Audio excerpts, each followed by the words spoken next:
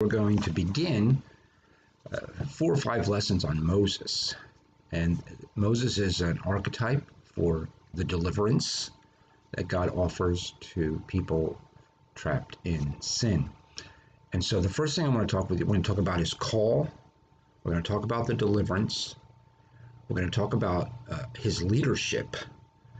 We're going to talk about the 10 Commandments. So we're going to spend a few weeks looking and talking about how he hands off the baton to Joshua. So this week is his call. And the story is really very simple. He was saved by God for a purpose, set apart, and chosen. His mother puts him in a basket, and he ends up in Pharaoh's house, and he's high up in Pharaoh's court, and then he commits a murder, and because of that, he gets a lot afraid of what's going to happen to him, and he runs away. So we're in his run away from everything phase of his life, and so he's out hiding as a shepherd, far away from where he's supposed to be. And God reaches down out of heaven and gets a hold of him. And so his response to this is very much, I think, what most people do when God tries to reach into their lives and transform them. So here's the call is Moses, Moses. God calls out his name not once, but several times. And Moses, of course, doesn't know what it is because he's not accustomed to speaking to God.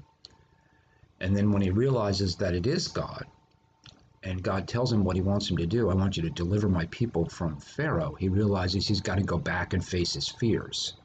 He doesn't want to do that. So his first response, if you look at the text, you can see there's a sequence of responses.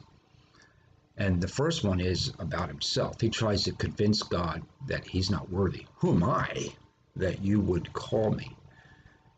And God says, well, I'm allowed to call you because what I want to do is not about you.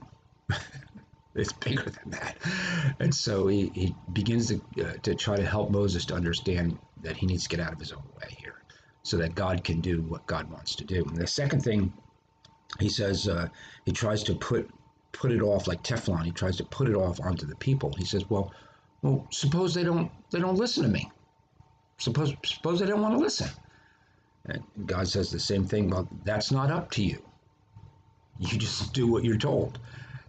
And so that gets taken care of. And suppose something happens? What if this? What if that? How about this? And he goes through this whole sequence of excuses for not facing his fears. And I think that's really the first lesson that I wanted to share with you about spiritual journey.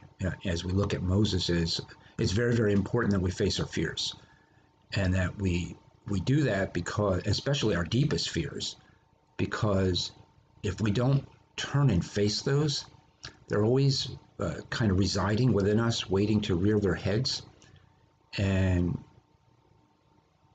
we have to trust. And we really trust the most when we're facing our strongest fears. And so that's really the point of this story, is Moses he's got to turn and face this. If God's going to use him and the things that are the story that lies ahead, Moses got to get over this. He's going to have to trust God enough to face Pharaoh. And so that's the first thing about spiritual transformation from this story that I want to share with you is, if there's something that is holding you back, turn and face it. Not in your own strength, but in God's strength. Trust God, and God will bring you victory. You all have a great day.